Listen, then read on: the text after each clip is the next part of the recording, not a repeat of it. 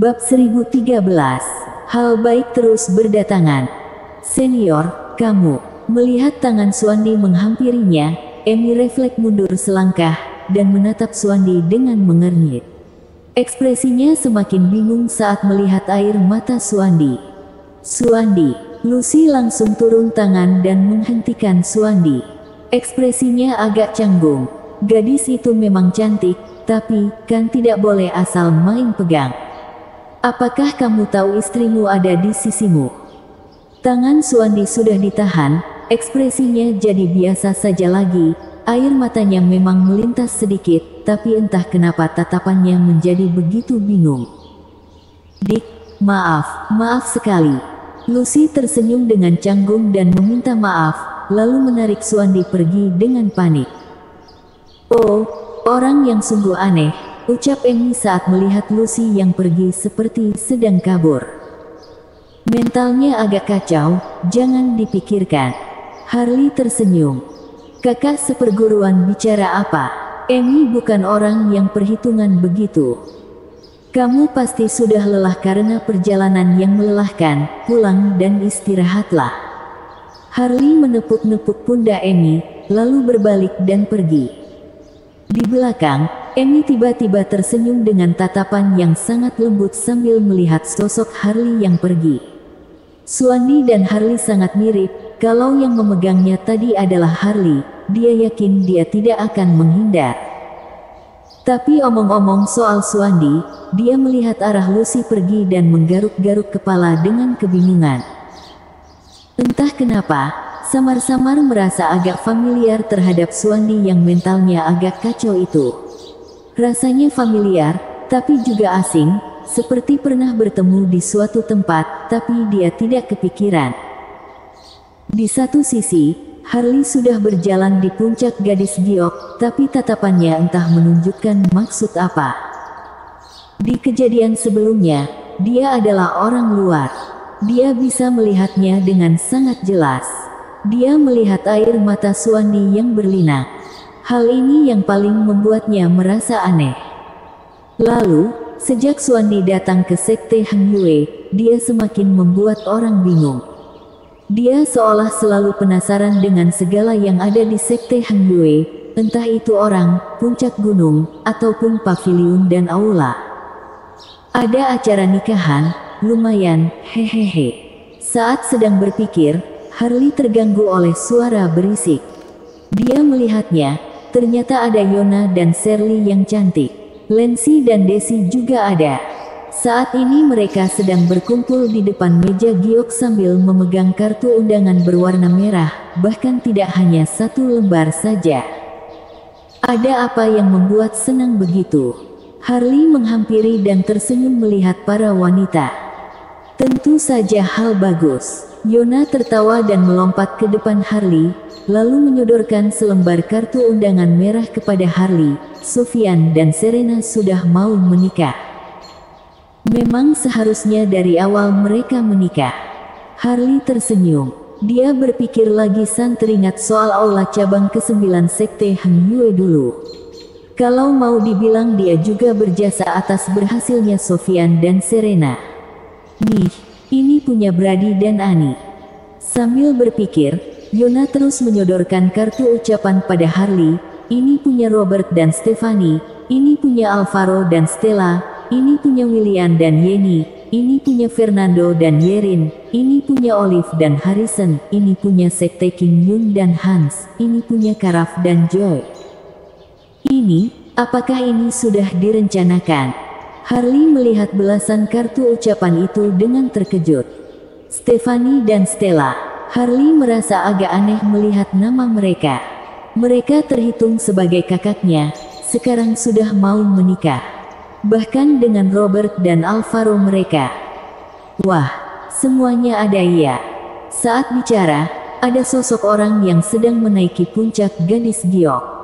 Dilihat dengan seksama, ternyata pria itu tubuh inkarnasi bintang, dia juga memeluk sebuah kartu undangan berwarna merah. Sudah, tambah satu lagi. Datang kok, sampai waktunya pasti datang. Saat ujung bibir Harley terangkat, tubuh inkarnasi bintang sudah mulai membagikan kartu undangan pernikahannya. Hari ini pria ini sangat senang, bahkan dia terus tersenyum. Memang ya, orang yang mau menikah itu beda. Harley mendecakkan lidah. Tentu dong, tubuh inkarnasi bintang tertawa lebar. Menikah di dunia manusia, keluh Yona di samping. Iya, aku dan Sora sudah memutuskan untuk kembali ke asal. Tubuh inkarnasi bintang tertawa. Sudah bosan dengan dunia kultivator. Harley tertawa melihat tubuh inkarnasi bintang. Iya nih, tubuh inkarnasi bintang menarik napas dalam-dalam. Senyumannya tampak sedikit lelah. Aku hanya menyiapkan belasan kartu undangan saja. Ingin jadi pasangan suami istri biasa di dunia manusia dan hidup dengan tentram saja. Aku tidak akan ikut campur keputusanmu. Terima kasih banyak, bos. Tubuh inkarnasi bintang memberi hormat, lalu terbang keluar dari sekte Hang Yue dengan senyuman lebar. Sebuah pernikahan yang biasa pasti sangat indah. Harley tersenyum melihat tubuh inkarnasi bintang yang terbang pergi. Entah kenapa dia juga agak berharap saat tubuh inkarnasi bintang mengatakan soal tentram. Harley, kapan kamu akan menikahi kami? Shirley memegang tangan Harley sambil memiringkan kepalanya. Kedua matanya yang sangat jernih menatapi Harley. Dia berharap Harley bisa memberinya sebuah jawaban yang pasti. Aku pergi lihat Fanny dulu. Harley terbatuk, lalu berbalik dan menghilang. Setelah dia pergi, ekspresi Lancy mereka agak canggung. Tidak semua orang sepolos Shirley, yang bilang ingin menikah dengan keluarga, dia punya semua sifat yang seharusnya dimiliki perempuan. Tapi bicara soal nikah, banyak wanita yang merenung. Saat merenung, wajahnya dipenuhi kelembutan wanita. Mereka semua adalah pemeran yang tidak boleh diabaikan oleh Harley seumur hidup. Itu bukan hanya orang lewat, melainkan sebuah pernikahan yang mereka harapkan. Di sisi sini, Harley yang sudah berjalan jauh, perlahan ekspresi bercandanya mulai hilang, sudut bibirnya tiba-tiba mengeluarkan darah. Tidak lama sebelumnya, dia terkena hukuman dari langit dan membuatnya jadi terpaksa harus sengaja menghindari Lancy dan Yona, karena dia tidak ingin melihat para wanita melihat sisi lemahnya. Dia yang bijaksana sudah hidup tanpa tahu apa-apa selama 3 tahun. Dia sudah memahami cara kerja dunia sejak awal, jadi mana mungkin dia tidak tahu maksud dari Shirley mereka. Tapi, dia sedang menghindar, atau mungkin tidak berani asal menyentuh soal hubungan, karena dia adalah orang yang mendapat hukuman dari langit. Dia takut langit akan menyeret Lancy mereka dengan jahat, seperti Ruth yang malang yang dikorbankan menjadi objek pemakaman di bawah sebuah hubungan. Tiba-tiba dia sudah tiba di depan goa gunung tempat Fanny melakukan pelatihan tertutup. Baru saja datang, kedua matanya sudah menyipit dan melihat gerbang batu yang menutupi goa gunung itu. Goa ini digunakan untuk pelatihan tertutup. Saat pelatihan tertutup, jalan keluar goa akan ditutup dengan gerbang batu, di atasnya terukir banyak ukiran kuno yang tidak jelas membuatnya terkejut. Formasi yang sangat sulit dimengerti, gumam Harlet, dia bahkan masih tidak bisa memecahkannya walaupun dengan mata keabadian. Pasti ini formasi rahasia zaman prasejarah. Guru dapat formasi rahasia zaman prasejarah seperti ini dari mana? Tingkatnya bahkan lebih tinggi daripada Samuel. Mengejutkan sekali. Harley mengaktifkan mata keabadian dan ingin melihat Fancy di dalam goa, namun tidak berhasil. Tepat seperti yang dia pikirkan, formasi yang terukir di gerbang batu bisa mencengah mata keabadian untuk mengintip. Harley, ada apa? Dari dalam goa, terdengar suara wanita yang indah dan enak didengar. Sebenarnya bukan masalah besar juga sih. Harley tertawa, belakangan ini hal baik terus berdatangan di dinasti Dacu, aku ingin mengajakmu ke acara pernikahan. Kalau begitu sayang sekali. Terdengar suara tawa Fanny dari dalam goa. Aku masih perlu beberapa waktu untuk keluar. Sepertinya tidak akan bisa menghadiri pernikahan mereka. Oh begitu, kalau begitu kamu latihan saja dengan tenang. Wakili aku untuk memberi selamat pada mereka. Oke, Harley tertawa, lalu berbalik dan pergi. Setelah berjalan beberapa langkah, dia menoleh untuk melihat goa gunung itu lagi. Entah kenapa, dia terus merasa ada yang tidak beres. Apa ya yang tidak beres? Dia memegang mata kirinya sambil bergumam, dia tidak kepikiran akan alasannya. Bersambung.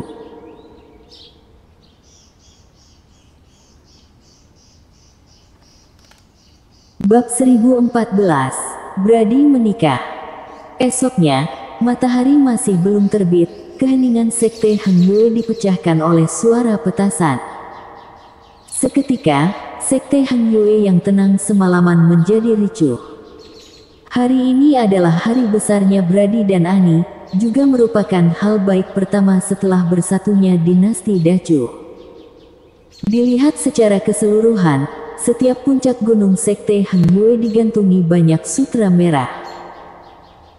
Sedangkan di tengah puncak-puncak gunung ini, sebuah puncak gunung berukuran sedang yang dipenuhi keromantisan, selain sutra merah yang berkibar-kibar, setiap pohon spiritual di seluruh gunung digantungi lampion merah, dan karpet merah digelar di setiap jalan kecil. Ini adalah rumah pengantin barunya Brady dan Annie. Mereka adalah murid generasi muda dari sekte Heng Yue. Saat ini sudah menjadi tetua generasi muda dari sekte Heng Yue. Karena itu sekte Heng Yue memberikan mereka sebuah gunung secara spesial untuk mereka sebagai bentuk ucapan selamat. Mari, silakan masuk, tidak perlu segan. Di depan puncak gunung, Brady yang mengenakan pakaian merah terus mempersilakan orang untuk masuk ke puncak gunung. Patut dikatakan, dia yang memakai baju pengantin merah, lumayan keren juga. Tapi, dilihat dari jauh, dia seperti sebuah gumpalan. Dia tidak bertambah tinggi, juga tidak bertambah kurus. Aneh sekali, kemarin malam memimpikannya melihat babi yang mencabut sawi putih. Yunandi datang dan bicara dengan maksud tertentu. Terlebih bola matanya yang berwarna ungu dan hijau, dilihat bagaimanapun juga dia jereng. Ayo sini-sini, letakkan saja hadiahnya, kamu sudah boleh pulang. Brady menerima kotak hadiah dari Yunandi dengan sangat natural, lalu mendorongnya keluar. Sialan kamu, aku, Yunandi mengomel. Dia belum selesai bicara tapi sudah ditarik ke samping oleh sebuah tangan yang besar. Begitu dilihat dengan seksama, itu adalah Pandi yang tinggi dan besar. Waktu berlalu sangat cepat ya, tiba-tiba kamu sudah menikah saja. Pandi berjalan maju dan memeluk Brady. Terpikir kita yang dulu benar-benar sangat muda. Ekspresi Pandi kangen, dia memikirkannya sampai berlinang air mata. Tidak ada gunanya sedih-sedih, sini hadiahnya. Brady tidak tertipu oleh Pandi dan langsung mengulurkan tangan gemuknya. Dasar gendut. Kelihatannya itu lumayan. Brady langsung menarik batu giok ungu yang digantung di pinggang Pandi. Dia meniup-niup dan mengelapnya dengan lengan baju. Wah, pria itu tiba-tiba melangkah besar saat sedang mengelap, lalu dia menarik Harley situ dari kerumunan orang-orang. Untung penglihatanku tajam, hampir saja membiarkanmu kabur.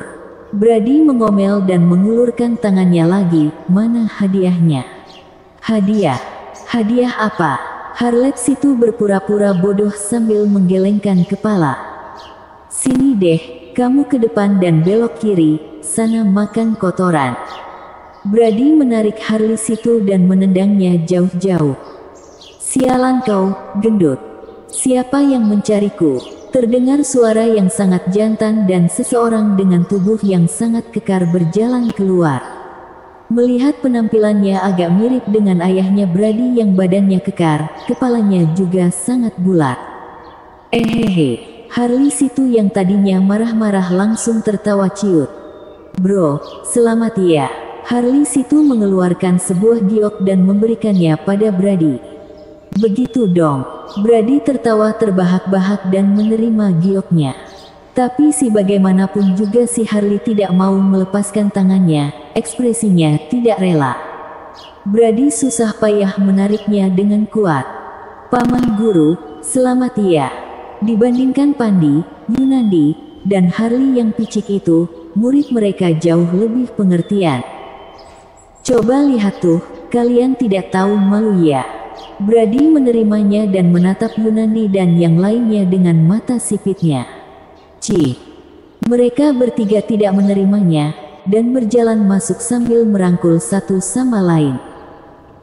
Setelah mereka pergi, Brady baru membuka hadiah yang diberikan juniornya, Bimo Wang yang hebat. Gila. Ekspresinya langsung berubah drastis. Bibirnya berkedut hebat. Di dalam kotak hadiah yang sangat berisi itu, terdapat bubuk peledak nafsu warna-warni, beratnya paling tidak 15 kilo. Wah. Keanu yang menyambut tamu bersama Brady pun berseru terkejut. Brengsek. Brady mengomel, wajah besarnya yang gemuk dipenuhi garis-garis hitam. Setelah Bimo mereka, Karaf, Joy, Yogi juga datang, tapi Karaf sama sekali tidak terlihat. Dibandingkan Harley mereka, Joy mereka jauh lebih baik. Semua yang diberikan adalah benda elit, lalu karena masalah identitas Karaf, banyak tetua keluarga Siong yang datang menyambut sendiri. Situasinya lumayan ramai. Lalu, murid-murid sekte Hang Yue juga lumayan banyak yang datang.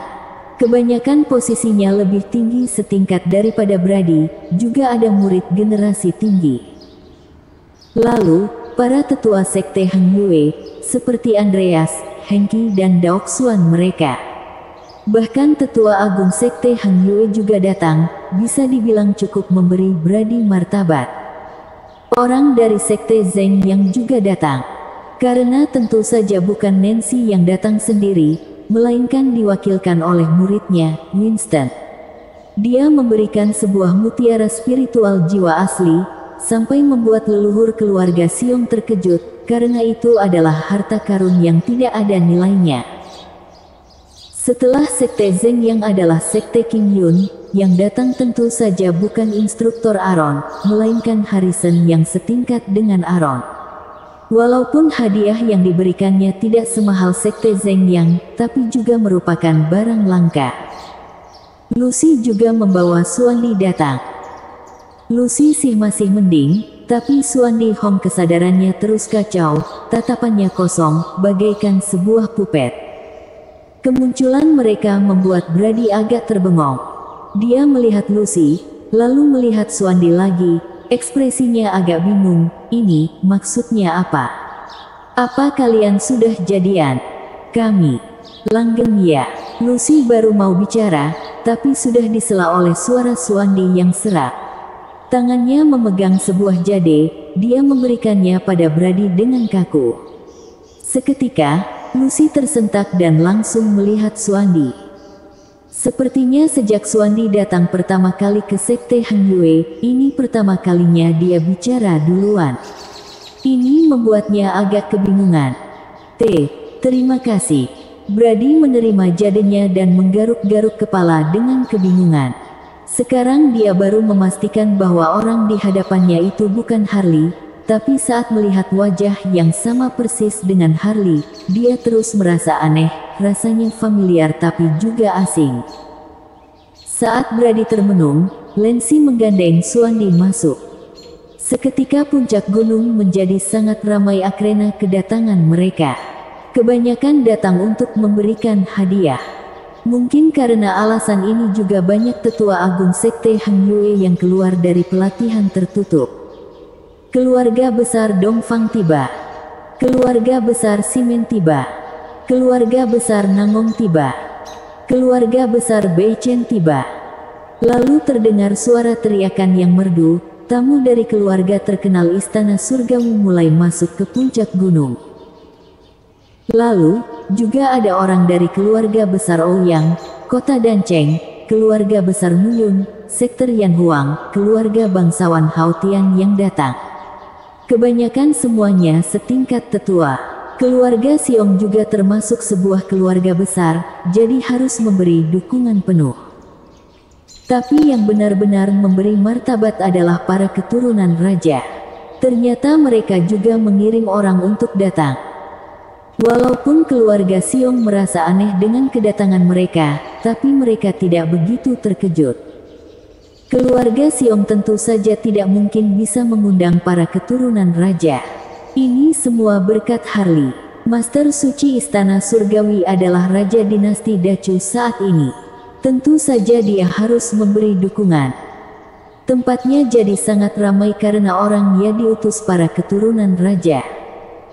Tidak hanya puncak Gunung Bradi, bahkan seluruh sekte Han Yue datang. Mereka datang ke kerumunan orang dan berdiri di belakang orang-orang. Semua kelompok di dinasti Dacu mengirim orang untuk datang, situasinya lumayan ramai. Selain keluarga, masih ada banyak cultivator mandiri yang datang untuk menangkap sedikit aura keberuntungan, di sisi lain juga datang karena mendengar kabarnya. Ada sangat banyak orang yang ingin tahu sekte yang mengajari Harley yang sangat hebat itu sebenarnya seperti apa. Master suci Istana Surgawi datang. Suara teriakan kali ini jauh lebih merdu. Harley datang dengan mengenakan pakaian polos, di sisinya ada Lancy yang juga mengenakan pakaian polos. Mereka adalah pasangan pria tampan dan wanita cantik, seperti pasangan suami istri pada umumnya. Si gendut, senang tidak sudah menikah. Harley melirik kotak hadiah yang ditumpuk sangat tinggi, baru melihat Brady sambil tertawa. Tentu saja, Brady tertawa. Semoga kalian bisa bersama sampai akhir hayat, langgeng ya. Lancy tersenyum mengucapkan selamat dan memberikan sebuah tas penyimpanan pada Brady. Harta karun di dalamnya sangat banyak, hanya batu spiritual saja banyaknya sudah jutaan. Pil obat lainnya juga tidak sedikit. Lalu semua senjata spiritualnya adalah yang tingkat atas, semuanya sangatlah berharga. Master suci Istana Surgawi memberikan hadiah memang pasti banyak.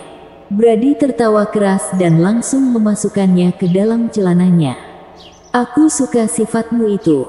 Harley menepuk-nepuk bahu Brady dan membawa Lancy masuk ke puncak gunung. Setelah Harley, ada tidak sedikit orang yang berbondong-bondong datang juga. Walaupun mereka tidak terlalu terkenal, tapi hampir semuanya orang dari keluarga besar. Sampai sudah tidak ada orang lagi yang datang, Brady baru mendaki naik ke puncak. Suasananya sangat spektakuler dan dipenuhi orang-orang. Semuanya adalah orang Istana Surgawi. Karena merupakan keluarga, jadi tampak hangat. Pengantin wanita tiba. Setelah semua orang duduk, Annie yang mengenakan baju pengantin menaikin tangga awan sambil dibantu oleh dua orang wanita. Wanita yang paling cantik di dunia ini adalah wanita yang menikah. Saat ini, Annie juga sudah tidak terlihat seperti gadis muda, melainkan seorang wanita cantik. Walaupun kecantikannya tidak setingkat dunia, tapi juga setingkat bunga desa. Karena hari ini dia adalah pengantin dan mengenakan baju pengantin itu, bahkan walau kecantikannya setingkat dunia, juga akan tampak agak lebih suram. Di sisi sini, Brady sudah bengong melihatnya. Dia biasanya tidak tahu malu di kehidupan sehari-hari, tapi hari ini berbeda. Kondisi yang begitu serius, sepertinya dia juga agak tidak bisa menahannya. Masih lihat lagi. Yunani di belakangnya menendangnya. Aduh. Brady baru tersadar dan berlari dengan tubuh gemuknya. Dia menggandeng tangan Annie. Di bawah saksi semua orang, mereka berjalan selangkah demi selangkah ke tangga batu. Para wanita yang melihatnya terharu sampai bergandengan. Apakah kamu ada penyesalan? Melihat Annie dan Brady yang terus berjalan naik, Lancy menoleh untuk menatap Harley. Waktu berlalu dengan sangat cepat. Harley tertawa, tatapannya tampak rindu. Kalau memikirkan waktu pertama kalinya bertemu dengan Brady di paviliun Taman Pusaka, saat itu mereka semua masih muda. Dirinya pada saat itu hanyalah murid magang gerbang luar sekte Han Yue. Waktu berlalu begitu saja, murid magang yang waktu itu sekarang sudah menjadi raja dinasti Dacu. Brady saat itu juga merupakan master yang terkenal. Seperti dirinya, Harley Situ, Yunandi, Pandi serta yang lainnya yang tukang buat onar pun menghela napas dengan sedih. Masa lalu bagaikan debu, semuanya terasa bagaikan mimpi. Mereka semua sudah tidak muda lagi, setelah waktu berlalu dan mengalami cobaan, berjalan sampai saat ini. Mereka semua berubah. Bawa masuk ke kamar pengantin. Orang-orang sangat dipenuhi emosi. Brady dan Annie sudah menyelesaikan etiket pernikahan dibantu oleh teriakan pembawa acara. Minum. Kejadian selanjutnya sudah tidak bisa dihentikan. Jarang sekali mendapat kesempatan seperti ini. Yunani dan mereka yang hina itu benar-benar mengerjainya habis-habisan. Orang keluarga Siong pun sudah tidak sanggup melihatnya. Waktu berlalu dengan lambat, langit malam pun semakin gelap. Orang yang datang untuk memberi selamat pun mulai pergi. Seketika puncak gunung yang besar pun menjadi kosong. Brady yang sudah sangat mabuk menghilangkan mabuknya, lalu berlari masuk ke kamar pengantin. Ah! Lalu terdengar suara teriakan seperti pembunuhan babi. Pengantin prianya dihajar dan langsung terkapar di tanah karena pingsan dihajar oleh orang-orang hina, bahkan katanya ingin mengacaukan kamar pengantin. Malam yang larut tidaklah tenang. Setiap orang keluarga Siong membawanya dan melewati sekte Han Yue untuk mengejar orang. Situasinya benar-benar sangat kacau. Orang sekte Han Yue yang melihatnya pun sampai menekan-nekan bagian tengah dahinya. Yunani dan Harley Situ dari sekte Han Yue, para badut itu membuat mereka sangat pusing. Bersambung.